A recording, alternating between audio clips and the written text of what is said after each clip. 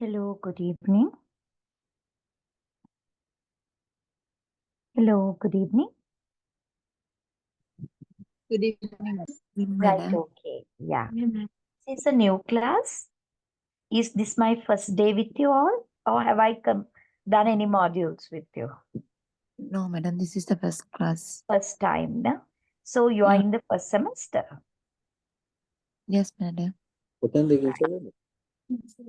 Yeah. So you all are Bachelor of Education in TESOL or what? What's your Miss, program? yes, sir, madam. TESOL, right, okay. So I have not taught you before, right? This is the first time we are meeting. Okay. Okay. So I'm doing the module that I'm supposed to do. I'm given is educational technology, right? Educational technology. What is meant by educational technology, if I ask you? What is meant by educational technology? Hmm? Before that, can I get a few of you to actually introduce yourselves? Good to actually promote social presence first. Can few of you introduce yourselves?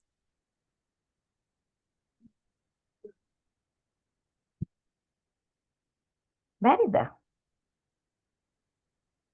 Hmm?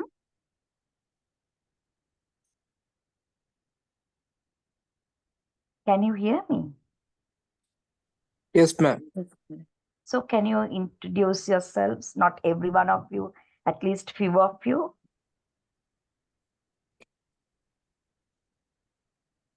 Hi, ma'am. I am Philip Jahanand. I am from Jaffna. Yeah, are you a teacher? No, ma'am. I studied higher national diploma in English and I completed. Yeah, where did you do your higher national diploma? Is it at SLEET? Yes, Lead, ATA Jaffna. Yeah, so you can join. You can get appointments, no government appointments as a teacher. Yes, ma'am. It's yet to happen. Hmm? Yes, yes. Right. Okay. Good. Good. Good. So you are Johan. You said it. Jahanat, no? Jahanand. Philip. Jahanat. Philip Jahanat. Okay. Good. Others?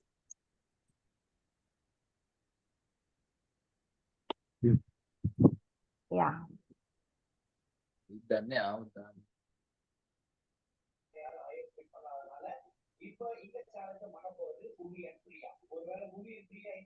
Yeah.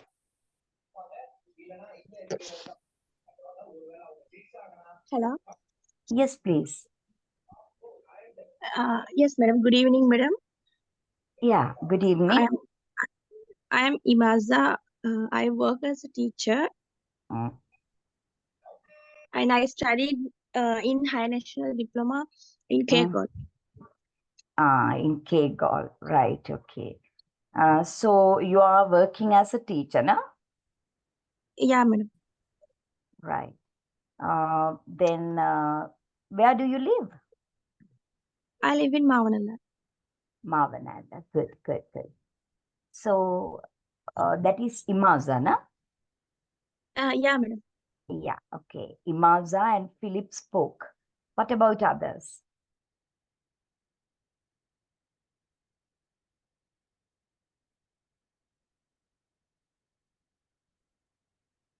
What about others?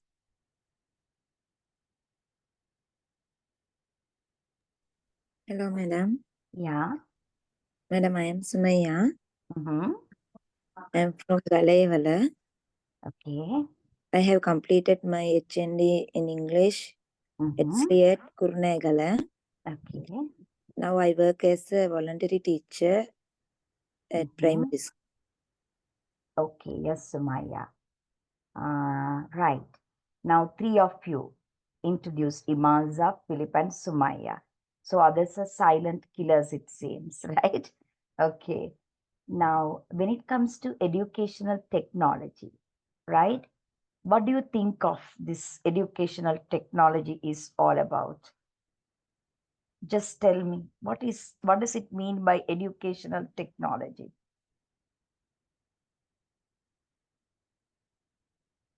Just as you understand. Hmm? As you understand.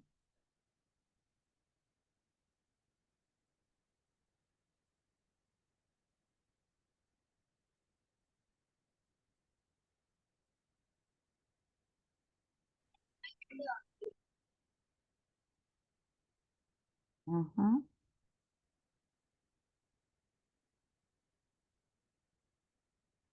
What is meant by educational technology, right? So I will actually discuss it with you. Now, educational technology does not mean that you use technology in the process of education. It does not mean only that. It is only a partial explanation, right? Educational technology refers to a broad area of um, kind of uh, elements related to components related to teaching and learning process.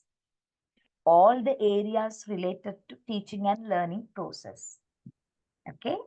Most of you actually think educational technology means you use technology for the purpose of education. That is only a small part of educational technology, right? Educational technology means the components, all the components related to learning and teaching process. All the components related to learning and teaching process. So we can actually look at it as hardware and software, when it comes to using software. So you are using internet, you are using videos, you are using flipped classrooms, you are using gamification and all that. That is actually one component only, right? But this educational technology covers a vast area. It incorporates uh, what methodologies, what techniques, what are the approaches, what kind of teaching learning materials that the teachers use in the process of learning and teaching. So now you understand this is actually a vast area. So it is something related to this teaching methodology, right? Teaching methodology. So teachers, when they actually teach, it is very scientific that you have to decide on what approaches, what methods, what techniques that you are going to use in order to do your teaching, in order to do your lesson in the classroom. So that is what educational technology is all about. It is not limited to the use of technology in the process of learning and teaching. Is it clear to you?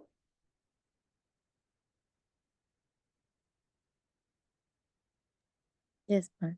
Yeah. So this module is all about what methodologies, what approaches, what techniques, and at the same time, what kind of technology can be used in the process of facilitating learning and teaching.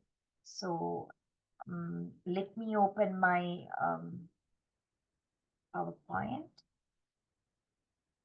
It's educational technology, education cycle.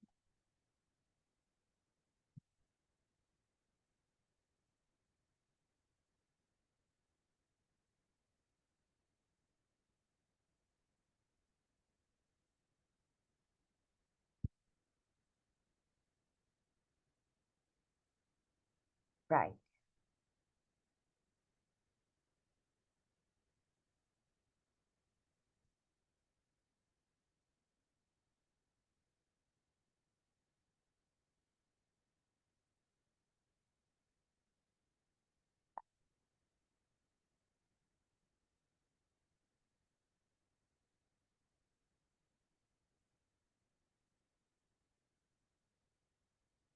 Let me share. Okay, you can see the document I'm sharing now. Right. So we are, as I told you, educational technology covers both hardware and software. What kind of approaches, methods, and techniques that the teachers use to facilitate learning and teaching, and at the same time, the use of technology in the learning and teaching process. Okay, so I will actually introduce you to the term methodology, if not the term pedagogy. What is meant by pedagogy? You can see the word pedagogy here in this document that I have shared. Okay, and it is said pedagogy is the art and science of being a teacher. Pedagogy is the art and science of being a teacher. What does it mean by art and science? Because if you take art, if you take science, they are at two extremes, right? They are at two extremes. They're totally different uh, notions. So, why do we say that pedagogy is the art and science of being a teacher? Who can have an educated guess here?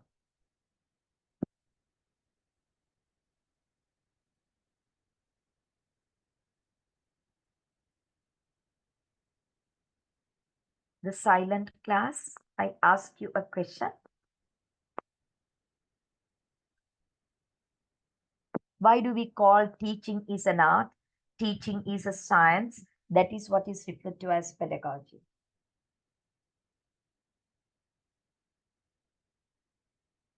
Am I not connected?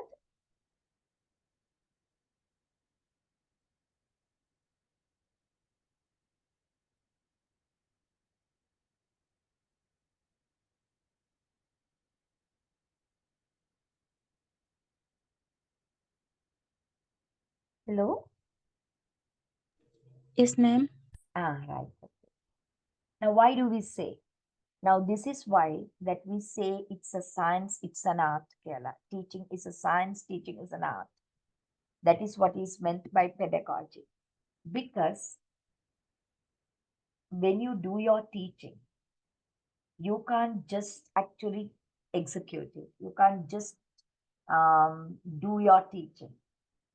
Instead, that you're supposed to base your teaching on ground your teaching is grounded on theories and concepts in educational technology. You're not just walk into the class to do something that you really want. It is not actually right. It's not professional. Instead, that you have to uh, base your teaching on educational technology. You have to select appropriate approaches, appropriate methods, appropriate techniques to carry out that teaching. So it's a science. You can't just walk in and as you like that you can't do your teaching. Okay, you have to select appropriate um, approaches, methods, and techniques. Why do we say that it's an art as well?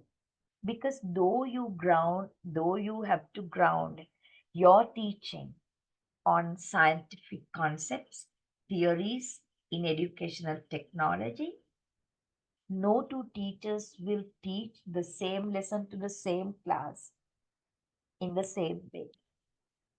Am I right? Have you met teachers, those who teach the same way? No, ma'am. No, you have your own art. You have your own way of teaching as well. Even if it's your own way of teaching, it is grounded on theories, it's grounded on concepts in teaching technology. So, because of that, they say pedagogy, right, refers to the art and science of being a teacher. Each and every teacher, now, y'all are doing your higher studies. So, you come to know how to do teaching, what are the approaches, what are the methods, what are the learning theories, what are the teaching theories, and all that. And you ground your teaching is grounded on them. That is the scientific aspect of teaching. But at the same time, No two teachers teach that lesson the same way because they have their own art of teaching as well. So, this teaching is a matter of combining this art and science of teaching, and that is what we are going to look at in this module. Is it clear to you, dear?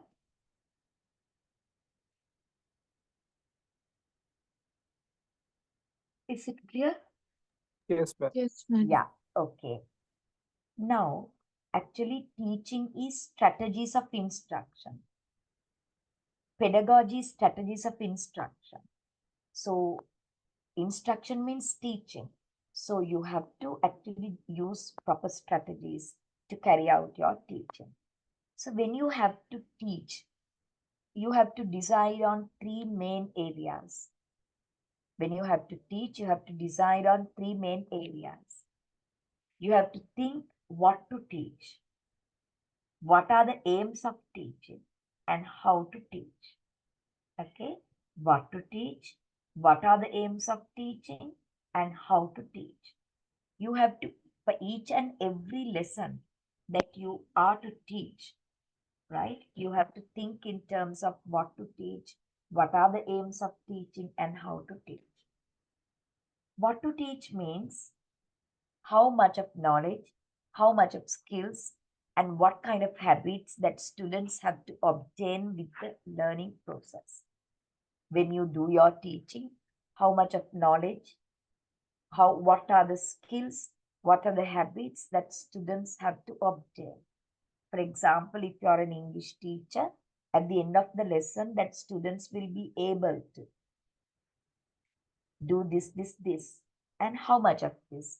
Use correct, form the correct verb in simple present tense. Form the correct verb in simple present tense. You're going to teach them simple present tense, but it's verb formation only. How much of knowledge, right? So that has to be decided. And then you have to decide on the aims of teaching, right? That means at the end of the lesson, what the students will be able to do and how to teach. That is what kind of approaches, methods, tactics, techniques that you are going to use to actually do this lesson. You are actually faced with that challenge. You have a lesson to teach. What are the aims? How much of it to be done? And what are the methodologies? What are the techniques? What are the approaches that you have to use? That is how to teach. So this module, educational technology, is more or less about how to teach, right? When you walk into the class, you have that question in your mind, no? When you have to prepare for a lesson, that you tend to think, how am I going to teach this lesson? So you have to be equipped with for that you have to be equipped with knowledge related to different approaches, methods, techniques that is used in educational technology. Okay. Now I want you to look at this diagram. Look at this diagram. Any teaching that you do, any kind of teaching, it is to be based on this. What's the approach? What are the methods, and what are the techniques I'm going to use to teach this lesson? You are confronted with this question, and you have to select appropriate approaches, methods, and techniques. So for you to select the appropriate approach, method, and technique to conduct that lesson, you have to know what are the approaches, what are the methods, and what are the techniques.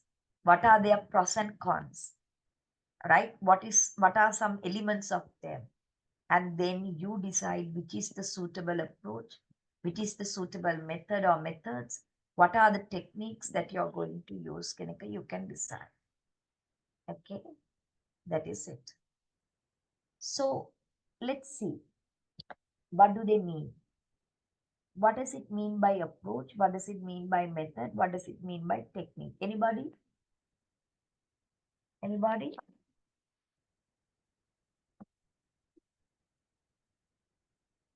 Hmm? What is meant by approaches? What is meant by method or methods? What is meant by technique?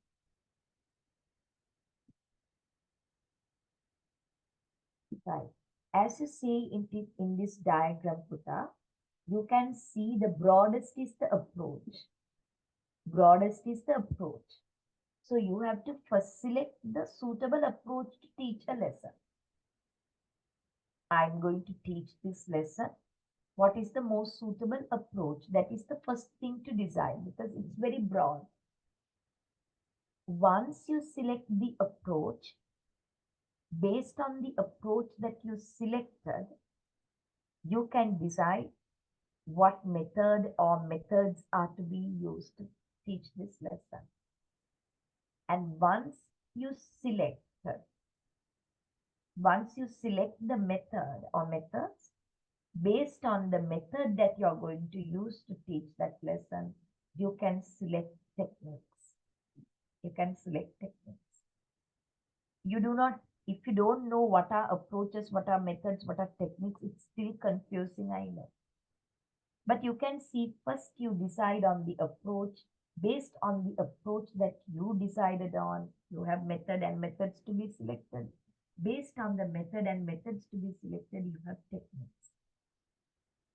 So they say teaching approach is a set of principles, beliefs, ideas about nature of learning, which is translated into classroom teaching.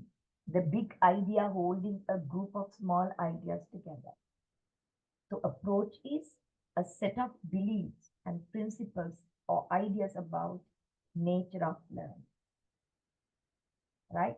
How people learn, how learning happens. So they have their own basic beliefs about it. So when it comes to approach, it is very broad. And there are two main approaches. There are two main approaches that you can decide on one of them. When you really want to actually decide when you actually want to plan your lesson. First, you have to select the approach. So what are the approaches?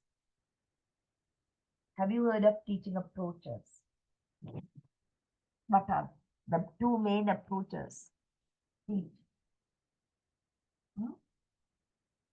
Have you heard of teacher-centered approach and student-centered approach?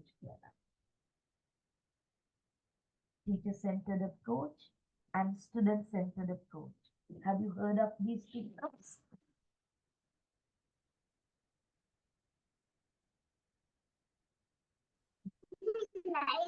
Yes, ma'am. Yeah. So approaches are very broad and you can have two main approaches, whether you are going to be teacher-centered today in this particular lesson, whether you are going to be student-centered in this particular lesson. First, you decide on that.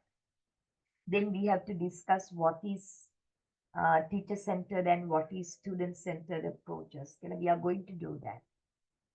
And once you decide on one of the approaches, based on the approach you selected, you can select the appropriate method or methods.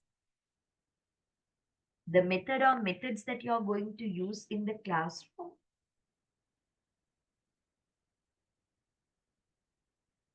right?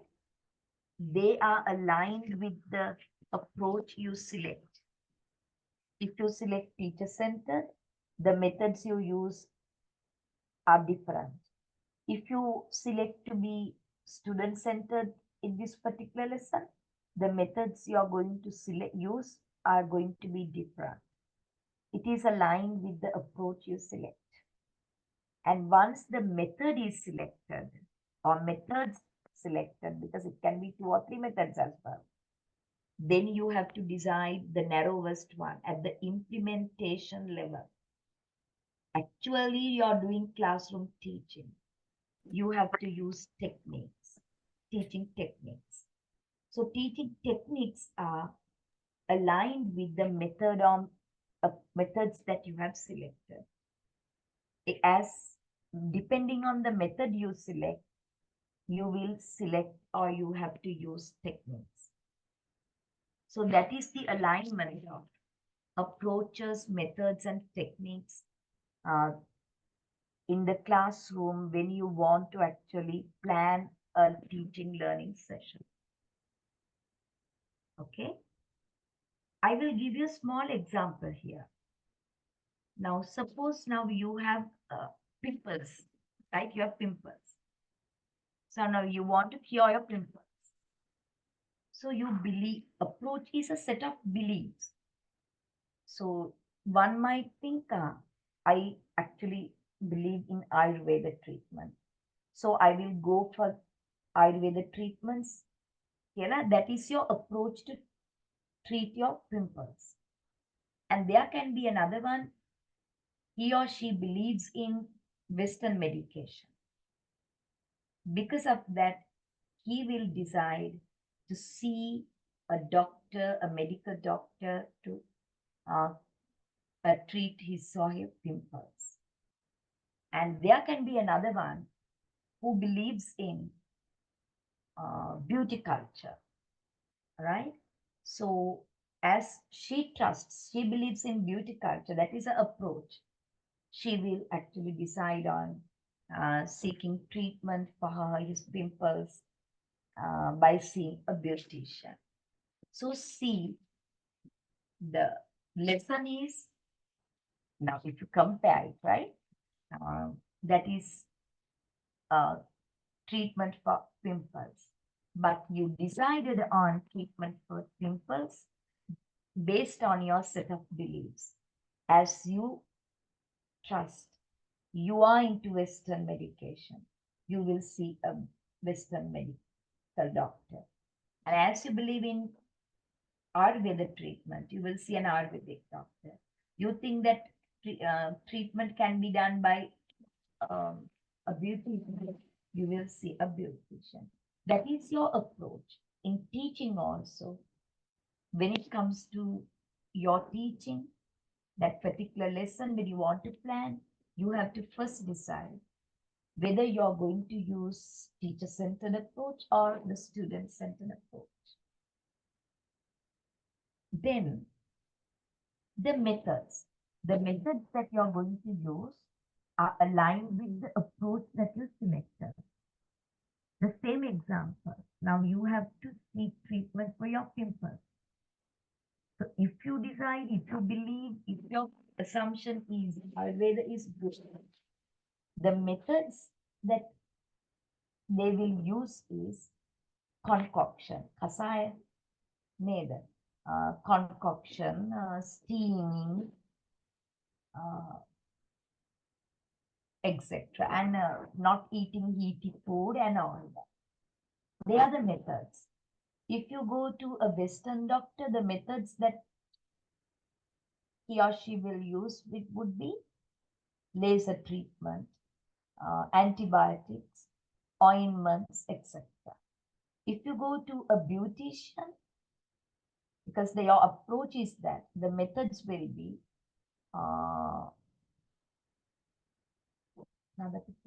face masks, creams. They have this cream and all that, right? So depending on the approach, the methods are different. And now coming down to techniques at the implementation level in doing actual teaching in the class. Okay. Now, Ayurvedic doctor, then the methods are concoction, steaming, and not eating heaty food and kalka. And then the technique would be 3 times a day. 3 times a day. Right? And you see a doctor, Western medication, and the lasers and antibiotics, etc. And the techniques would be keeping your face very clean. Okay. And you see an beautician, and then she uses face masks and all that. And techniques would be seeing her every day uh, to get a face mask done. So likewise, based on the approach, the methods are selected. Based on the methods, the techniques are selected.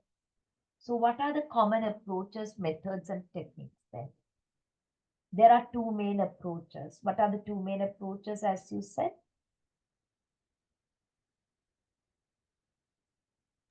Teacher-centered and student-centered. Very good. So you can select either teacher-centered approach or student-centered approach. So we will be discussing the characteristics of those two approaches, right?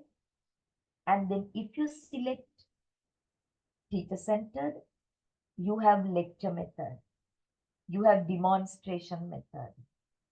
If you select student-centered approach, you will use discussions, project method, scientific method, flipped method, etc.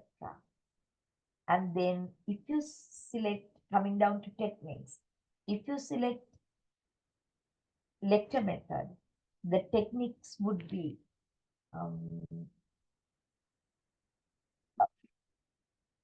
teacher talking and students listen and take down notes, individual desk work. If you select discussion as your approach is student-centered, your method is discussion. Technique would be grouping, having group work, etc. So you can see the alignment, because if you're a teacher-centered approach, if you select you can't use project method and scientific method as the methods to teach that, because they are not aligned, they are not matching. According to the approach, only methods and techniques are selected. Is it clear or is it not clear?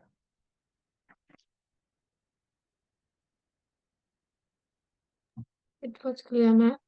Yeah, everyone? Everyone? Yes. Yeah. Okay. George of Philip. He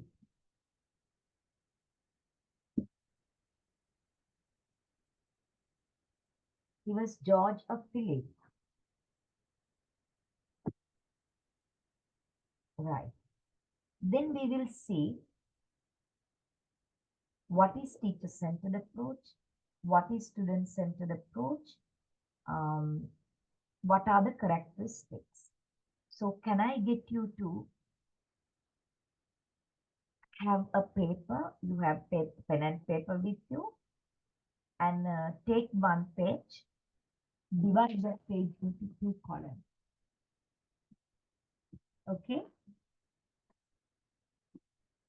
Divide the page into two columns. Take one full page, divide the page into two columns.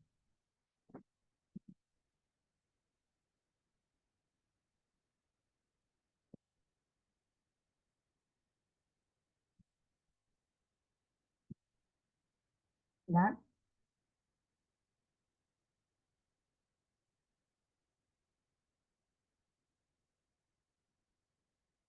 Hello.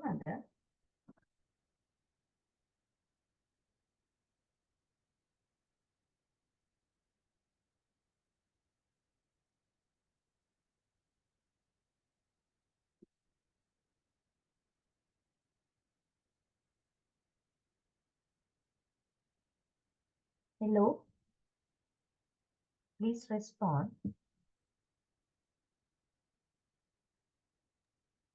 Yes, madam.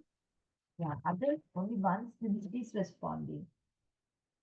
Please talk, will you?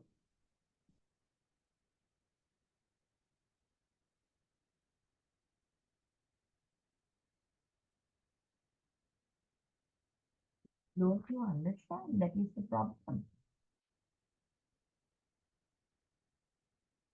Hmm? Please respond. Don't you understand?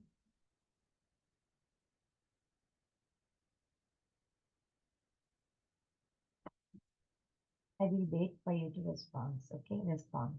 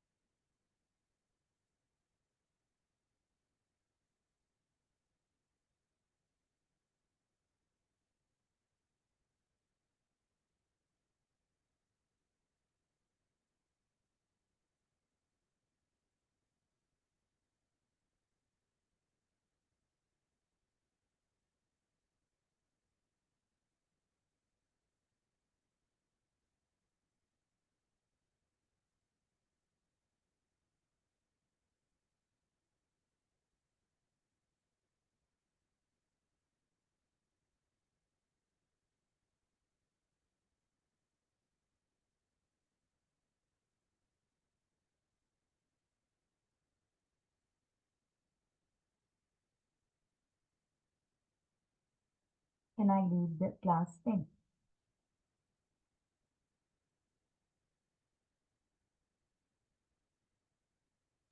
Sorry, madam.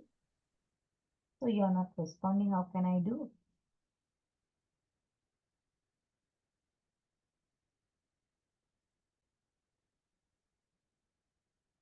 Don't you understand what I'm saying? Please respond, otherwise I end the class, okay? Because it's very difficult otherwise, because I go on talking, nobody's responding, and I'm going to get you to take down notes by getting you to divide the paper into 2 columns. So are you doing it or you're not doing it? I want to know. Can you tell me?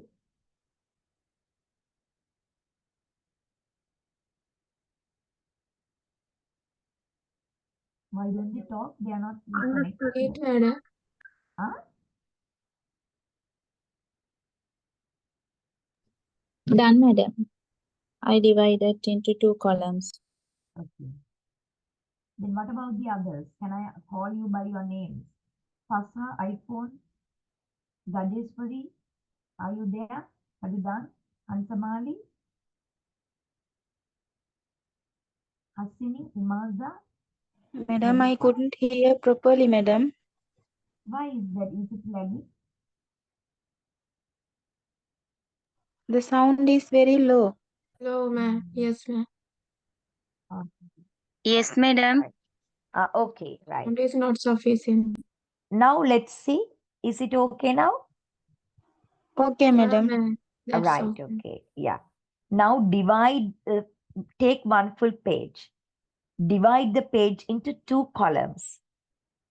Done? We did, ma'am. Yeah. Then name the 2 columns because we are looking at the 2 main approaches to teaching first. Okay. The first column, teacher-centered approach. Second column, student-centered approach to teaching. So we are going to discuss the characteristics of teacher-centered approach and student-centered approach.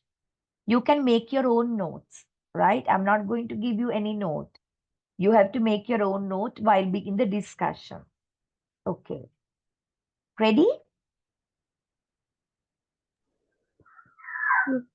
Yeah. Yes, ma'am. Number 1. Very good. Very ma'am. Number one. Teacher-centered approach is grounded on behaviorism as the learning theory.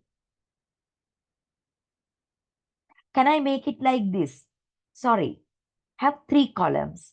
You can easily add another small column on the left. Like the margin, that small column on the left is criteria. You can name it as criteria.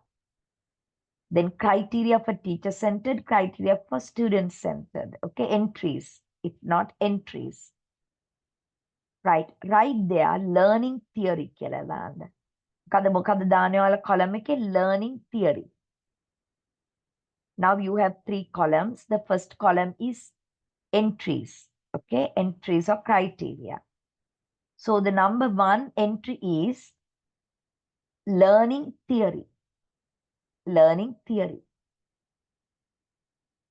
So when it comes to learning theory in teacher-centered approach, it is behaviorism. It is behaviorism. Can you follow me or it is not very clear? Please tell me. Can you please repeat? Yeah. Now it's like this. I also made it a mess now because initially I wanted 2 columns and now I'm thinking of getting you to have 3 columns. So because of that, give me a second. I will show you it on this. I will also open a Word document.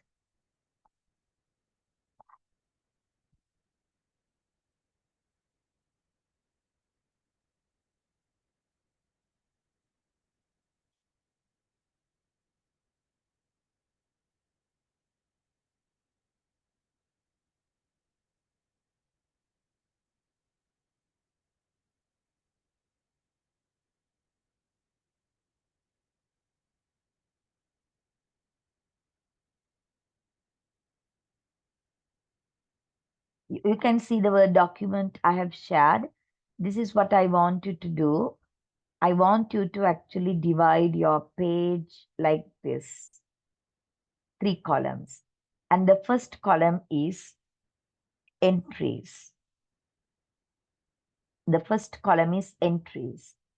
The second column is teacher-centered approach. Teacher-centered approach. Then, third column is student-centered approach to teaching. Right? So then number 1 entry. Number 1 entry. Learning theory. Learning theory in teacher-centered approach is behaviorism. Learning theory in student-centered approach is constructivism. So we are going to discuss what behaviorism is and what constructivism is. So then you can take as number 2. What is the entry? Is it clear now how we are going to do it? Yes, ma'am. All right, okay. Yes, madam. Now, number 1, learning theory. හොඳට අහගන්න. මොකක්ද learning theory කියලා කියන්නේ? What is meant by learning theory? What is meant by learning theory? Learning theories discuss how learning happens. Learning theories discuss how learning happens. So, teacher-centered approach is grounded on learning behaviorism as the learning theory. Student-centered approach is grounded on constructivism as the learning theory. So what is behaviorism? What is constructivism? Behaviorism, according to behaviorists or behaviorism, learning is habit formation. Learning is habit formation. So then you can take the number 2, right? What is learning? Is the criteria or the entry. According to teacher-centered approach, grounded on behaviorism, learning is habit formation. Learning is habit formation. Do it repeatedly, and when you do it repeatedly, you form habits. Mechanical way of learning, right? But in the student-centered approach, grounded on constructivism as learning theory, learning is discovery learning. Discovery learning. The students have to discover new knowledge. Students have to discover new knowledge. It is not actually a passive process. Students are actively involved in the process of learning. Are you getting it? Are you on track? Getting to understand what it is all about? Then I can Yes, ma'am. continue. Yeah, okay. Right. So then, if you look at what learning is in the teacher-centered approach, they think learning is doing something repeatedly, and form habits in a mechanical way. But in the student-centered approach, if you select that approach, which is grounded on constructivism, learning is regarded as an active process of learner discovering new knowledge, which is termed as discovery learning. Okay? Then number 3.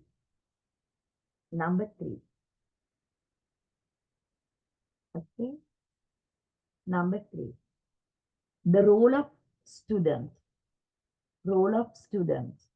SS stands for student. Okay?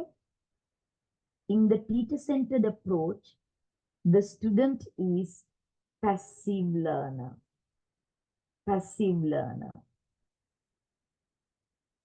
But in the student-centered approach, the student is an active learner because she has or he has to discover new knowledge.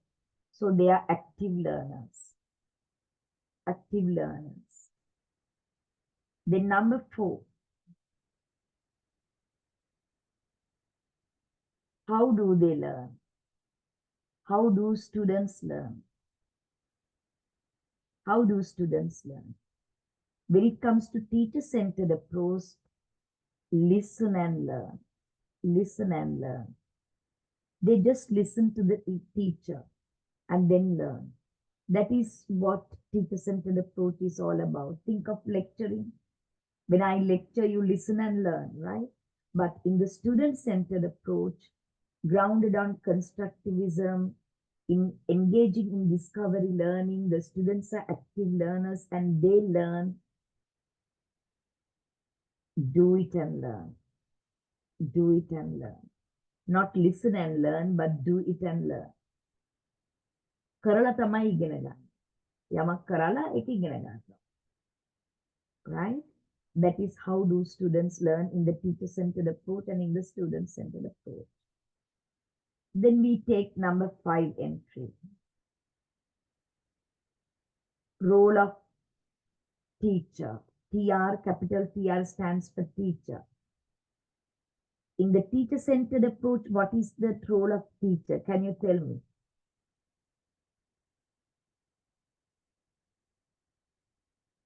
Looking at the other qualities, habit formation, passive learner, listen and learn in a role teacher. ළමයි අහගෙන ඉඳලා ඉගෙන ගන්නවා නම් ටීචර්ගේ roll එක මොකක් වෙන්න ඕන? What's the role of teacher?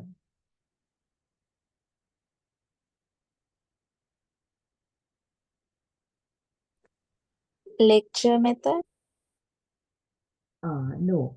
Role of teacher කියලා මම මේ method එක නෙමෙයි. Role of teacher තමයි knowledge imparter. Knowledge imparter. Knowledge imparter කියන්නේ teacher has knowledge. Teacher imparts that knowledge to the students. Right? But if you go to student-centered approach, teacher's role is knowledge manager.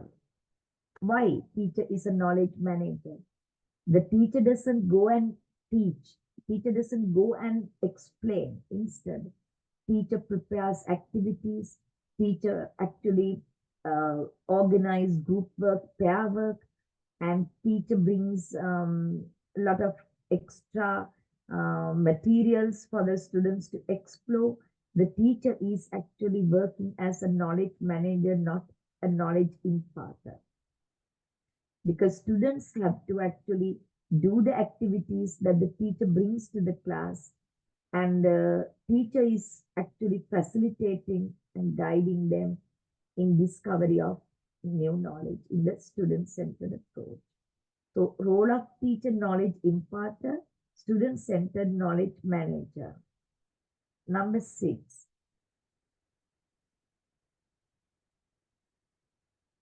How does teacher play the role? Here in teacher-centered approach, the teacher is authoritative. Teacher decides everything. Teacher carry out everything as she wants. She's authoritatively actually does everything. But if you go to student-centered, how does the teacher play the role? As a facilitator and guide. Teacher doesn't actually go and teach, instead she brings activities and guide the learners in the process of learning, right? That is it. Then number 7. Okay. We are talking about teacher-centered approach and student-centered approach. The learner, students are perceived as or regarded as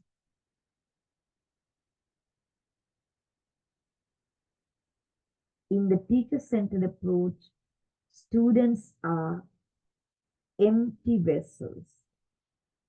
Empty vessels. I will explain. But in the student-centered approach, students are not empty vessel, but possess prior knowledge. I explained that. So look at the 7th point. Students are regarded as empty vessels in teacher-centered approach. So teachers, they don't think they already know something. They have knowledge of the world, they have knowledge of the subject matter and etc. They don't consider it. Instead, the teacher goes and spoon feeds, goes on explain, regarding the learner as an empty vessel, to be actually spoon fed, to be spoon fed. Empty vessels to be spoon fed. දන්නවනේ spoon fed කියන්නේ මොකද්ද කියලා නේද? කියලා කට ඇරලා මේක ගන්න කියලා spoon fed කරනවා. ළමයිට එහෙම තමයි උගන්වන්නේ. ඒගොල්ලන්ට මුකුත් තනියම ඉගෙන ගන්න පුළුවන් කියලා හිතන්නේ නැහැ. Right. Students are spoon fed. But in the student-centered approach, they are not considered as empty vessels, but they are considered as possessing prior knowledge. They have the knowledge of the world. They have the knowledge of the subject matter. So they know something, and you're going to begin from there. Now, for example, if you take, you're teaching them simple present tense in grade 6. But you can actually, if you are a student-centered teacher, you know they know something related to simple present tense already, and you will recall it. For example, to S form, how to form the S form of the verb. They have done it 2 years ago. And that prior knowledge, how to form the S form of the verb, is useful in the today's lesson. So they are not empty vessels. They have prior knowledge. Another example, you are going to teach them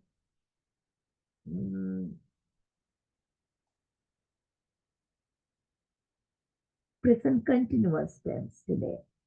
And you don't have to actually think that they are empty vessels, because they already know something related to useful and make use of in the today's lesson. So they have learned how to use is or am properly, how to form the ing form of the verb. Those two prior knowledge is useful in the today's simple present continuous lesson. So they are not empty vessels. They have actually prior knowledge. Clear the answer.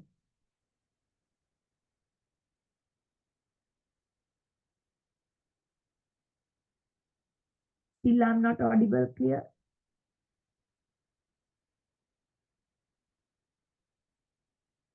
Clear the answer. You are audible, ma'am. Yeah. Yeah, Is it clear, ma'am. Yeah, yeah. Then we will have another entry, right? Insert, close below. Insert.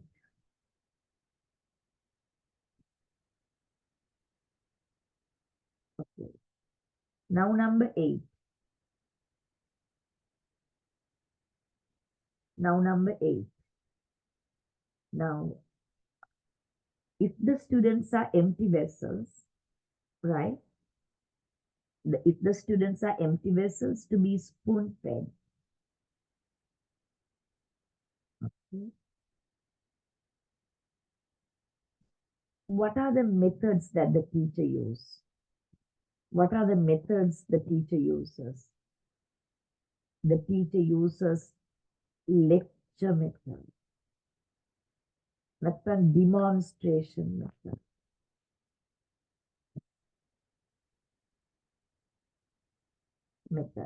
But if the students are not empty vessels, they have prior knowledge useful in understanding today's lesson and discovering today's lesson, the teacher uses discussion. Teacher uses project method. They are given project. Teacher uses scientific method.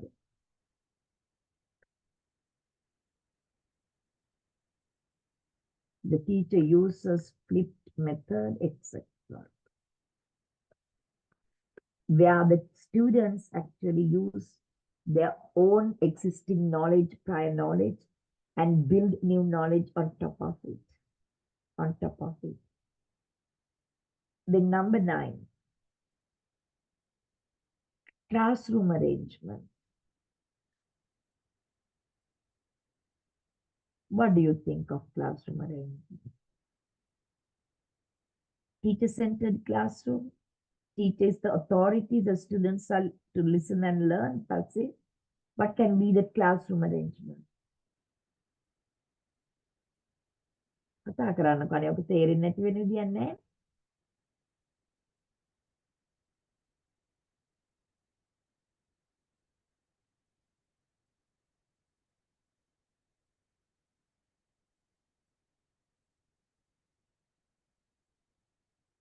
teacher in front,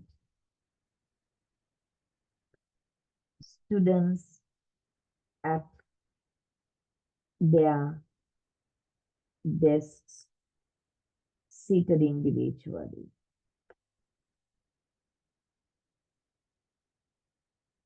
Seated individually.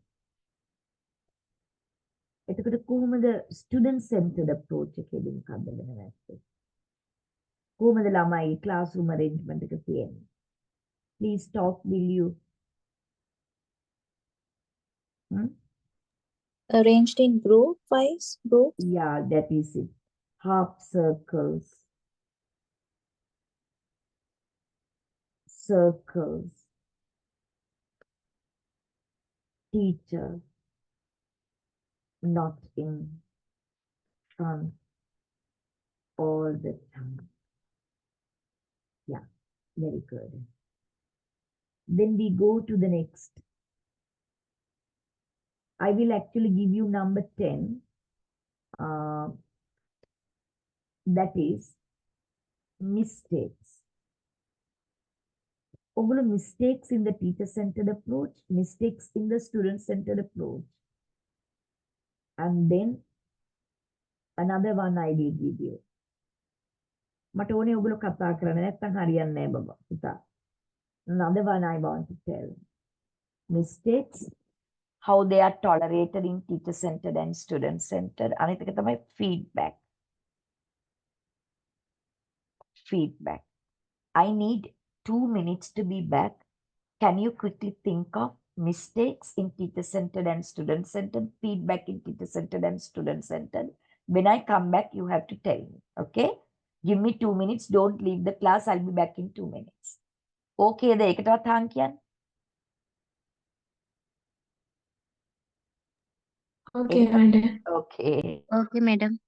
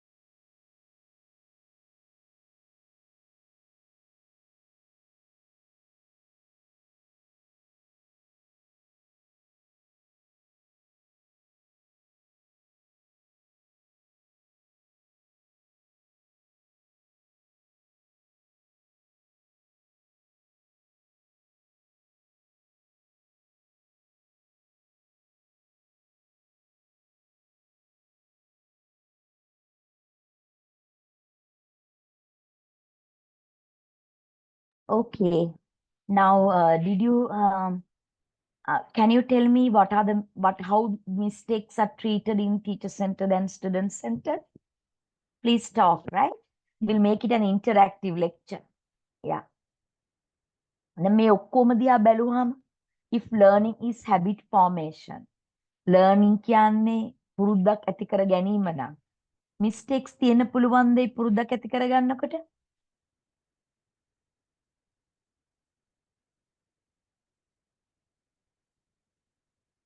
Hello? Yes, ma'am. Yeah. Yes, ma'am. Yeah, how the mistakes are treated in teacher-centered approach.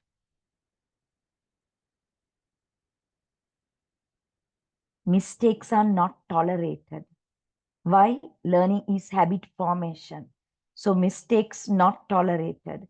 Because mistakes කරොත් එහෙම ඒවා habits බවට පත් වෙනවා.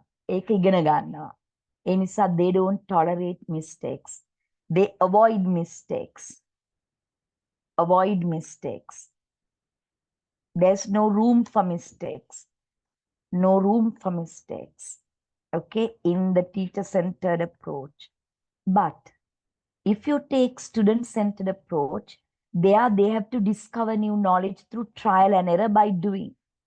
So if they are learning by doing, you can't help, but they will make mistakes. So mistakes are okay. Mistakes are tolerated. And they are proof of learning. Mistakes කරන නිසා තමයි දන්නේ ඒගොල්ලෝ ඉගෙන ගන්නවා. They are proof of learning. They are proof of learning in the student-centered classroom. So no room for mistakes. Okay, මොනවද මම ලියලා තියෙන්නේ? No room for mistakes. Right, feedback. As teacher is authoritative, teacher doesn't think that the students possess knowledge, prior knowledge. Feedback is always by the teacher. Feedback is always by the teacher. But in the student-centered classroom, students are not empty vessels. They have prior knowledge. Because of that, feedback can be student feedback or teacher feedback Even students can give feedback, okay, to their friends. So these are some of the characteristics of teacher-centered and student-centered. We can add more as well. Ayo, what happened? Cancel. Right? We can add more as well. Insert. Rows below. Right. Number 12. We can add discipline.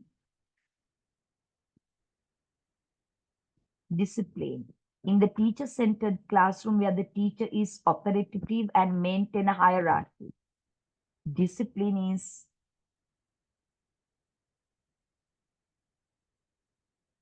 imposed. Discipline is imposed by the teacher. Imposed by the teacher. Teacher imposed discipline. But in the student-centered classroom, the students are the focus. Students are actually important. Because of that, students are not threatened by imposing discipline. Instead, teacher promotes self-discipline. Promotes self-discipline. Discipline matters. Because of that, teacher promotes self-discipline. Right? Self-discipline. Teacher promotes self-discipline. So these are some of the characteristics of teacher-centered approach and student-centered approach. Is it okay you understand, or it is not okay you don't understand? I really want you to comment on that.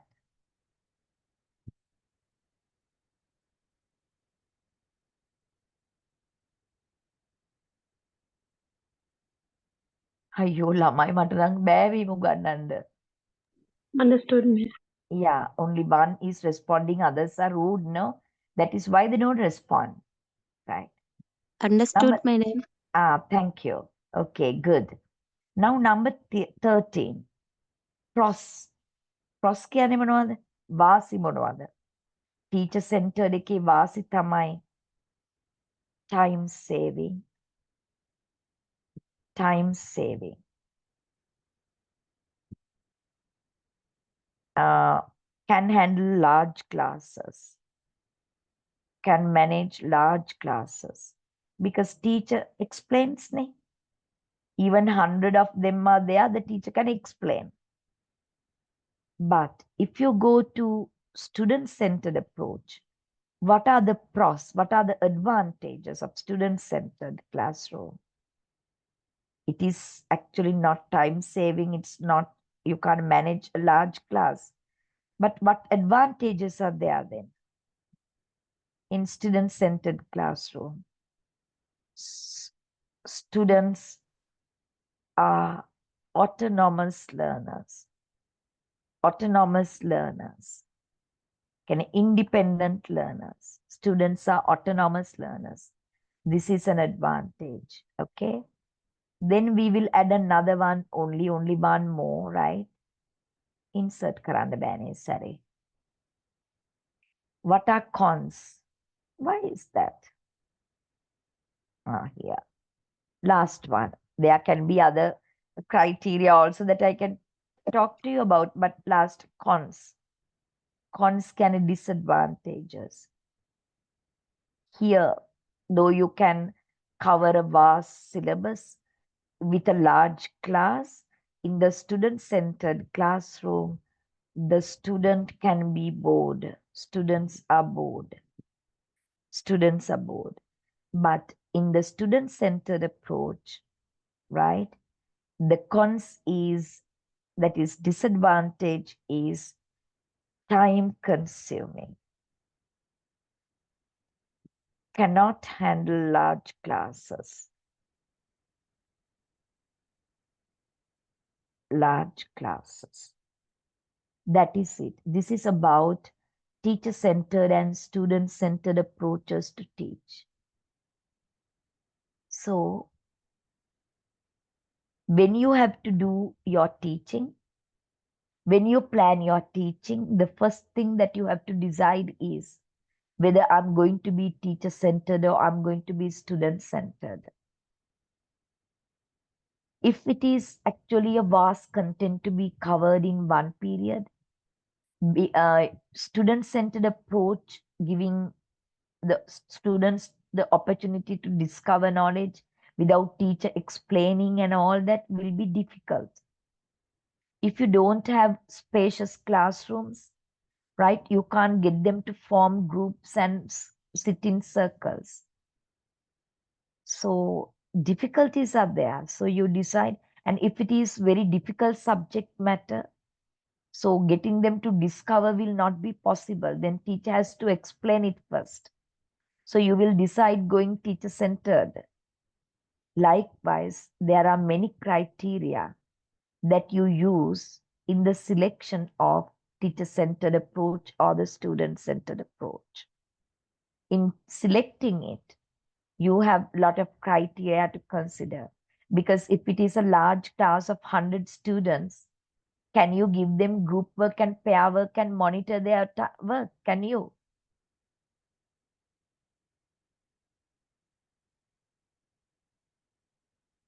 No, you can't. Then you have to go teacher-centered. You have to go in front of class and explain. Likewise, in deciding what approach to be used in this particular lesson, you have to decide it by looking at some criteria. So we are going to have a look at it later on, but I really want you to tell me whether you understand this or you don't understand it. If not, that I have to think of simplifying my teaching for you. This is my first class with you, so you have to give me feedback. Do you understand, or do you want me to simplify the subject matter? Please. Understood, ma'am. Yeah, you always respond very polite, girl. Others? Understood, ma'am. Yeah, okay, good. Understood. There's one boy, Philip.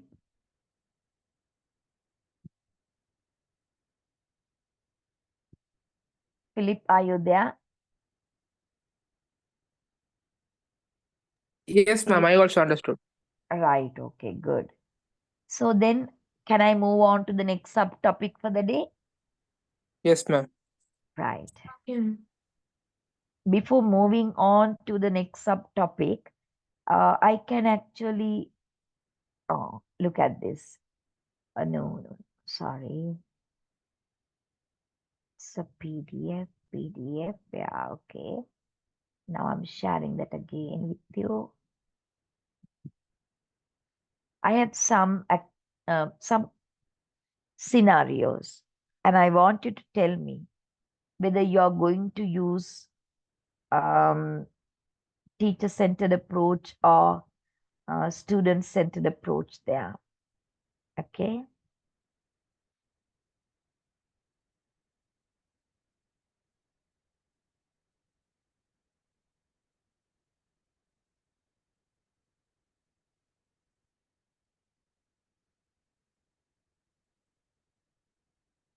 Right. Look at the look at this scenario. I have highlighted it. Teacher A prepared a lot of materials and tried his best to explain in as much detail as possible. He thinks the more he can tell the students, the more students can learn. Each question has a fixed answer, and as soon as students make mistakes, he moves on to other students. What's it? More or less into teacher centered or student centered teacher?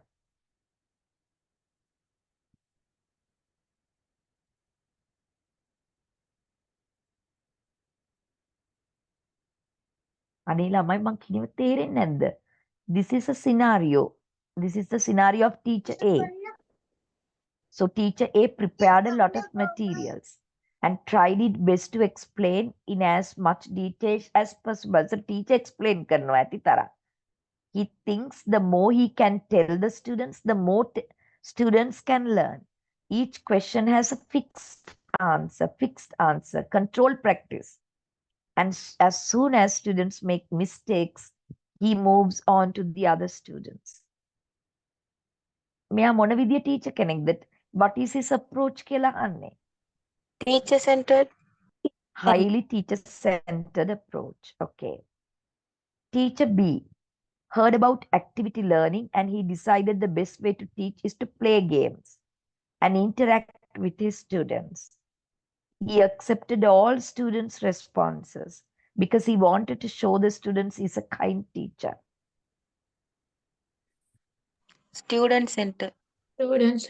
Yeah, a bit of students said, okay. Then teachers see things about what is important in the subject area as well as what students would be interested to know and how she can like concepts with experience when preparing the materials. She varied her activities from lecturing, question and asking to group work. She was interested to find out what students know and do not know and why they cannot understand. The questions were of different types, and she listened to students' responses with interest to find what they were thinking. What kind of a teacher? Only student centered. Student Centered. centered. Definitely, yes. In her science class, asked the class to look at the diagram of a microscope in the textbook. She then explained and wrote notes about these different parts of a microscope. And that she asked the students to complete the exercise in the textbook, matching the names of the major components of microscope with their functions. Teacher Teacher centered. centered. Yeah, more into teacher-centered education. Yeah, that is it. So there are some examples. Now it makes me to think of something like, right. So that is enough for teacher-centered approach and student-centered approach. So once the approaches are decided on, we have to align the methods or methods we are going to use. So the second in the diagram is the methods, right? Second in the diagram is the methods. So let me open my PowerPoint.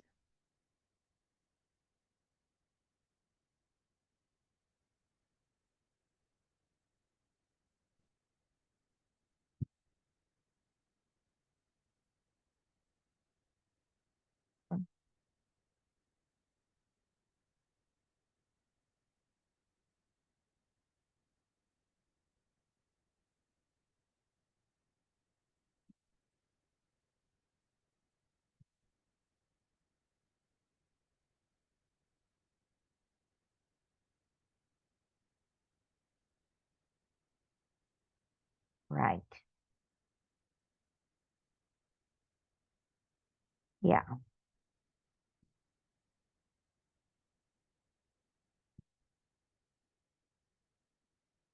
Right. Now we are looking at teaching methods. Now we are looking at teaching methods.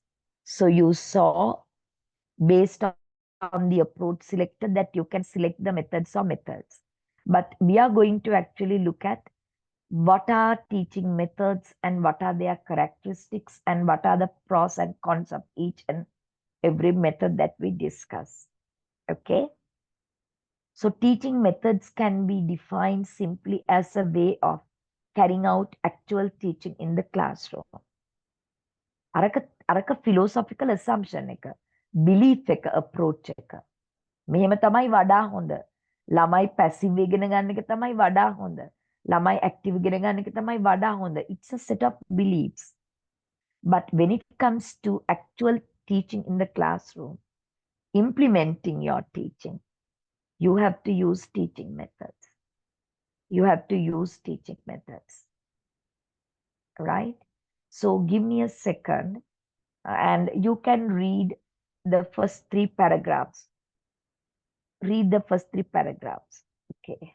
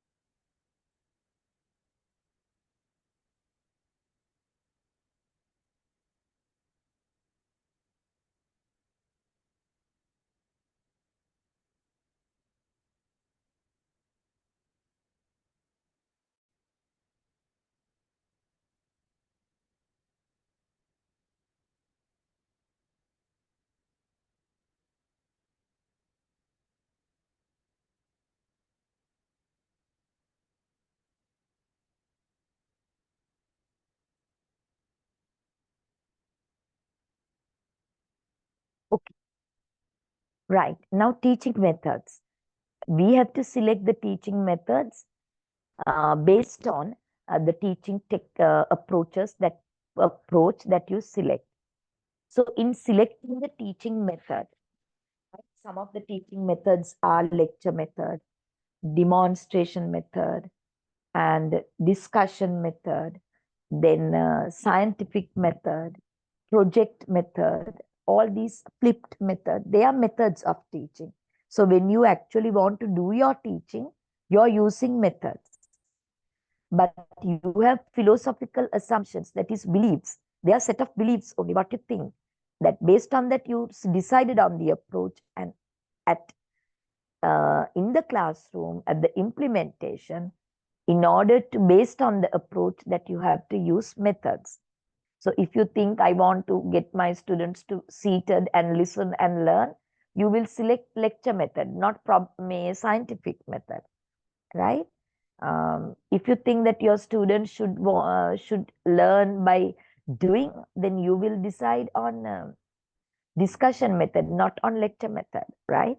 So something like that. So in selecting the method or methods to carry out the lesson in the classroom, you can actually determine which method is the most suitable by looking at the following criteria. By looking at the following criteria. You look at the following criteria and decide which method or methods that you're going to use. First එක තමයි teacher's philosophical assumption and approaches to teaching. Whether you think teacher-centered approach is good or student-centered approach is good. Based on your philosophical assumption, you will decide which method or methods to be used. Is it clear, Pute? Yes, ma'am. Yeah. Then that is obvious, right? Based on your philosophical assumption, the approach that you select, you decide on which method or methods to be used. If you decide on teacher-centered, you have to go for lecture method, no? Likewise. Then the content to be taught. Content to be taught means whether it's simple content or difficult content. Some subject matter is very difficult, hard to understand. So that is also a criteria, which method to be used. If it is a very difficult topic, you might decide I will actually use the lecture method or I will use the demonstration method. It will make it easier for them to understand rather than discovering this new knowledge by themselves as it is hard facts. Okay? If it is very simple and the students can discover on their own, and then you can decide on student-centered. So the content, the subject matter to be taught is another criteria in the selection of the particular method that you are going to use. තේරෙනවද? මං කියන එක.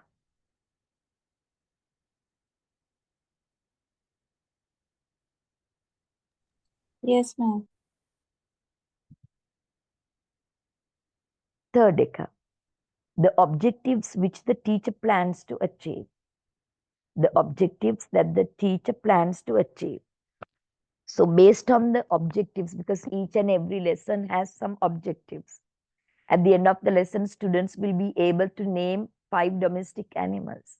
At the end of the day, the students will be able to form simple present tense sentences, construct simple present tense sentences. Likewise, you have objectives to achieve. Based on the objective to achieve, also you will select the method or methods. Okay. Availability of teaching and learning resources. Even though that you want to be student-centered, if you have 100 students to teach, it's not possible. You have to be teacher-centered there because lack of resources, right? One reason. Individual learner differences. Some students like group work, pair work, and moving in the class and all that. Some students, they prefer to sit alone and learn. They are actually introverts. So you have to think of the learner differences as well in deciding on the teaching methods. Size of the class. If it's a large class, it's definitely a lecture method. Time allocation. So if it is lots of content to be covered in 30 minutes, 40 minutes, then you can't go student-centered, because when you actually give the students to make the students to discover knowledge, it is time consuming. It takes time, not like teacher goes in front of class and explain everything. No. It is time consuming. For that, of course, the teacher has to decide, do I have adequate time to go student-centered? If not, you will decide on teacher-centered.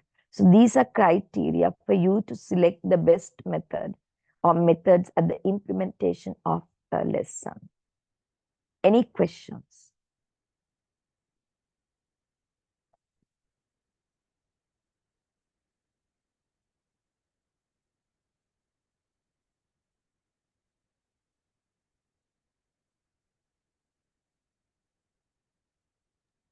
No, ma'am. Right. Madam, Mm-hmm. when it is a student-centered classroom, Yeah. then there are so many introverts. Then how can we plan the activities for the introvert?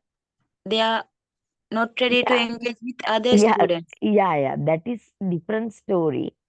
But as I told you, if your class is full of introverts, most of the class is not willing to actually do group work. Slowly, you have to get them to get into group work. It's different strategy, but then you should not decide on that right away. If not, you can actually decide right. If you can give them a choice, you can give them a choice. Those who like doing it individually, they can do it individually. Those who like doing it in groups, they can get into a group. Those who like to do it as a pair, get into a pair. Like that, you can give them a choice, but you have to actually cultivate their ability to work in groups and learning from others slowly. But there are individual differences, so you have to cater to them as well. Okay? Did I answer your question? Yeah, madam. Hmm.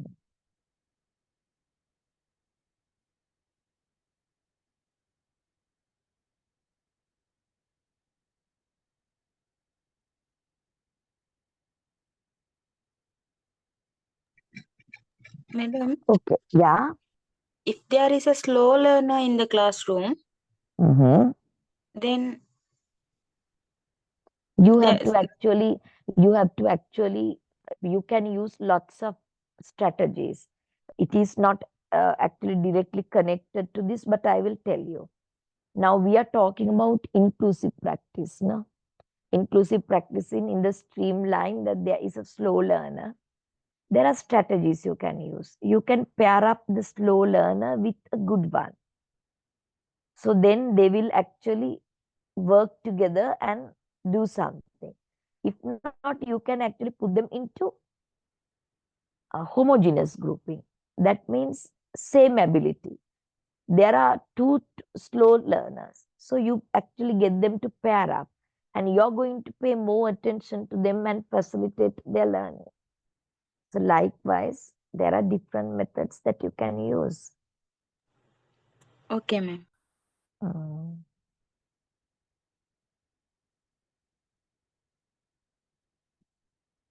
Right. Now with that, I have a small brainstorming activity. Select the best teaching methods you would choose. Justify your answer. Remember, there is no the best method.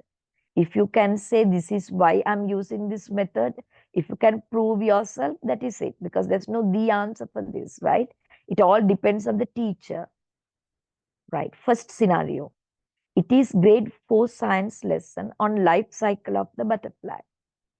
It is grade 4 science lesson on life cycle of the butterfly. What is the what are the methods that what is the method or methods that you're going to use to teach this lesson?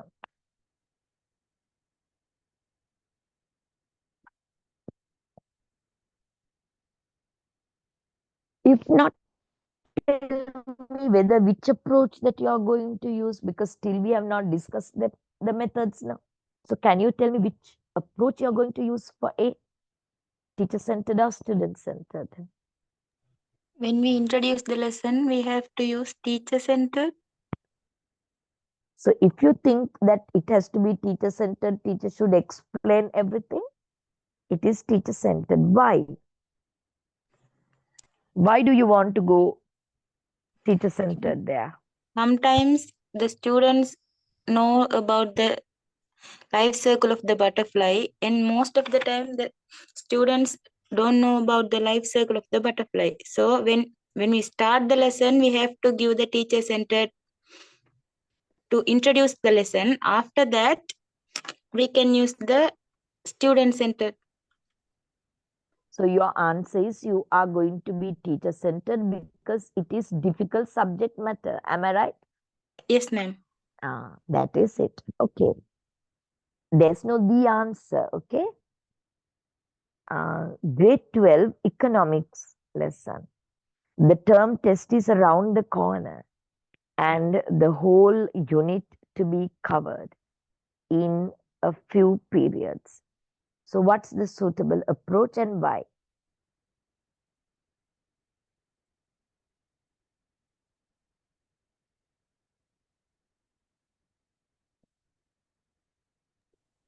Teacher-centered method. Yeah, why teacher-centered method? Time saving and because less number of period is there. Therefore, the teacher can use the teacher-centered methods to save the time. Okay, that is yes. Because exams are around the corner. So before exams, you have to cover the syllabus. So better to go. And at the same time, they are adult learners. Adult learners easily listen and learn. Okay, that is also there. And then next one, the elementary level science teacher at a large class of 40 students to teach how iodine can be used to identify food rich in starch. What's the method you're going to use?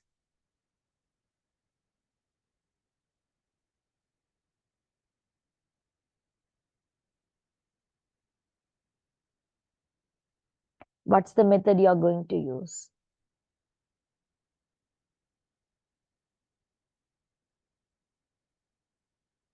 Elementary level science teacher of a large class of 40 students.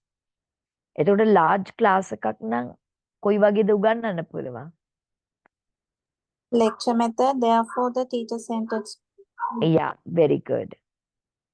Advanced level class and a project on dengue fever nation. Dengue free nation. Advanced level class, Student-centered. a project, definitely yes, because it's a project. So students are given a lot of autonomous learning opportunities. Very good. English lesson in grade 10 class on TV, a boon or a bane.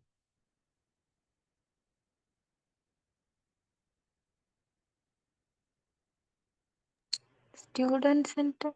Yeah, it is better to make it student centered. Okay, right. Why? Because grade 10 class, they can understand about the situation and Right, okay. You are correct. So now we will get to the lecture method. So we are discussing methods. We get to lecture method. So the most traditional method of a teaching. A lecture is an oral presentation of information by the instructor. අපි ඒකට කියනවා chalk and talk method කියලා. Lecture method is referred to as chalk and talk method. Teacher talks and teacher writes on the board. That is what happens in lecture method. Highly highly teacher centered. Am I right?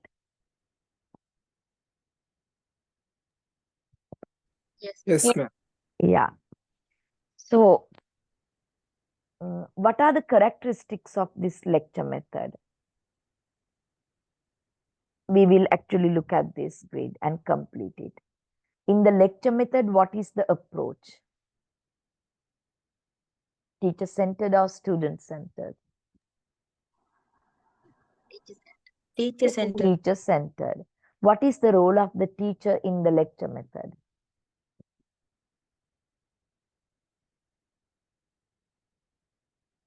Knowledge imparter, authoritative. Am I right? Yes. Right. What is the student role in lecture method? Knowledge manager. Very good. Then what is the class size of, and what is the student role in lecture method? Hmm? Passive. Listen and learn. Am I right? Yeah. What is the size of the class in lecture method? It has to be small, or a large class can be managed. Large class. Right. Then the content.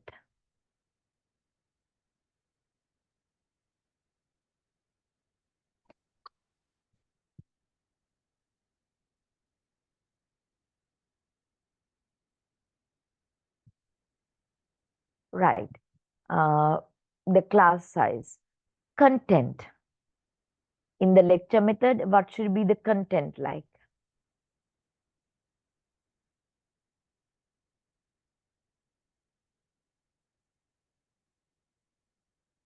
Right. What is the content? What type of content is used? What type of content? Uh, uh, uh, Now, when you decide what method you are going to use, you are one of the criteria is you have to decide on the subject matter to be taught, whether it's complex or whether it's simple. Like so, in the lecture method, content, a vast content can be covered. A vast content can be covered. What are the merits? What are the limitations? Lecture method, large classes can be handled. Time saving because it's not time consuming. And teacher doesn't have to actually prepare a lot because teacher knows the subject matter and goes in front of the class and explain. So teacher preparation is less. It is also a process, okay? In teacher centered approach. Okay. What are the limitations of lecture method? No room for creativity, right? No room for creativity. And there is no students are passive. They were all disadvantage. Now here, qualities of a good lecture. So even though lecturing as a method is not accepted with open arms across the globe, still in the education setup, lectures as a method is used. So even though it is actually very limited in its kind of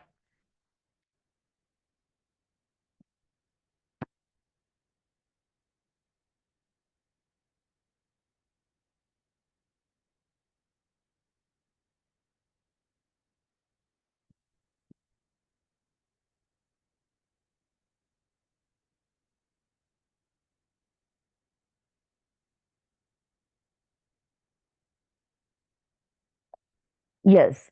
Now, even though it has its own limitations, we are still using lecture method across the globe. So what can we do?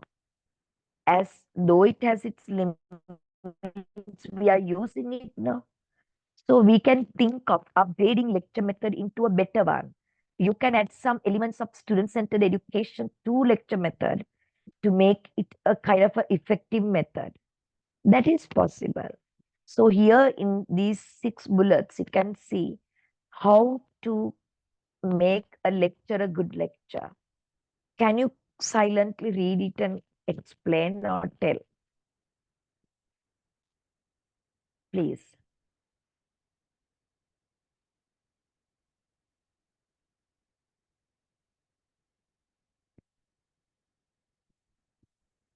Right. With its all limitations, we still conduct lectures, so we can actually try to make it a better lecture method. First one, a good lecture should not be too long as to exceed the student's attention span. Maximum length of a lecture with adults is also they say 25 minutes because our attention span is limited. So when we actually go on talking for hours, students will not learn anything. So because of that, a good lecture does not exceed time. A good lecture should address a single topic. So when you're doing a lecture, you don't have to talk about other things. Right? අපි මේ දැන් කරන්න යන වැඩේ නැතුව වෙන දේවල් කොහොම කතා කරනවා. So that is not done in the lecture method. You don't have to actually make it a crowded big lesson. Make it content a smaller one. And three or four pages, like a lot of big topics you can't actually discuss. Make it one single topic. In a good lecture, technical terms are carefully explained. So when you are doing a lecture, the technical words, that is jargon, the register, familiar for the development, sufficiency also. And familiar examples and analogies are given.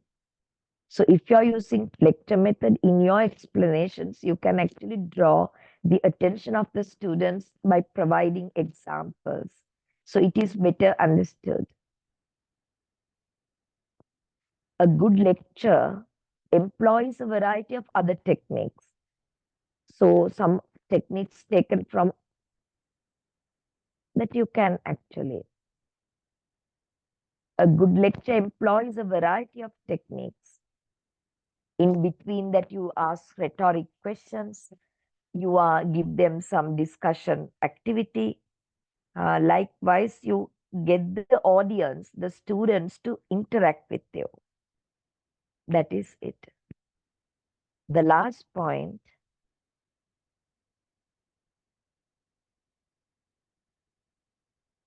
a good lecture uses various teaching aids and illustrations such as charts, transparency. So when you're doing a lecture, it does not mean that you can't show them visual aids, you can show them pictures.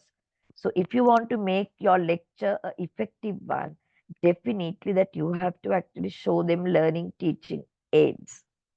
That is visual aids, realia, etc. Right. Then you can minimize the cons of lecture method. Any questions?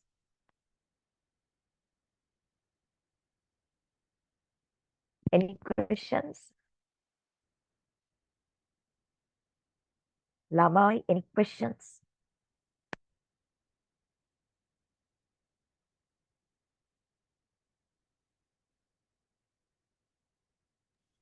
Okay, ma'am. then. Yeah.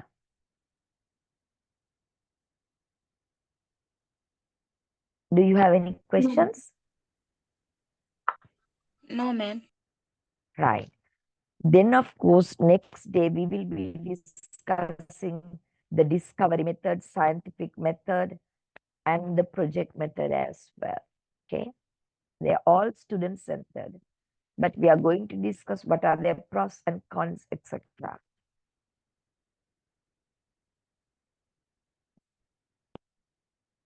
So, as we are done for the day, I want to wind up and end the meeting. We have another 5 minutes. So what I did is I introduced you to educational technology and told using technology in education is only a small part of educational technology. Instead, it encompasses all the aspects related to learning and teaching. So it per se I discussed the terms, approaches, methods, and techniques, and how they are interconnected. We discussed. And then we came to the two main approaches, teacher-centered and student-centered. We discussed the criteria. And then we came to teaching methods. And in selecting the methods, what are the criteria to actually use to determine which method to be used. And then we did lecture method, its characteristics, and how to make a lecture, a good lecture, a better lecture. We discuss. That is what we discussed today. Yes or no? Any questions?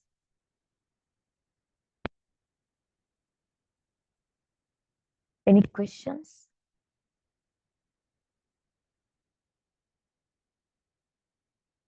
Right. As there are no questions, I will send you the lecture note through the campus and make sure that you actually get it by Monday or Tuesday, by tomorrow or day after.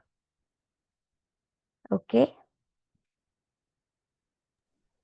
Any suggestions for me to do it in a very, you want any changes to the way that I do, you can suggest.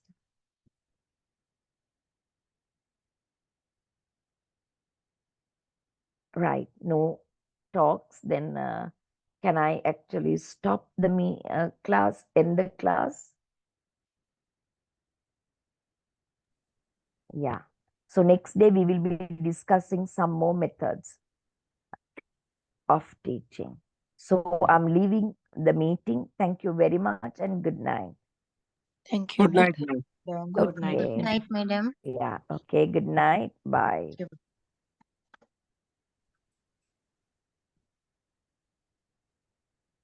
පුතේ බලන්න මම ඉවරයි දැන්. මොනවද හොයන්නේ?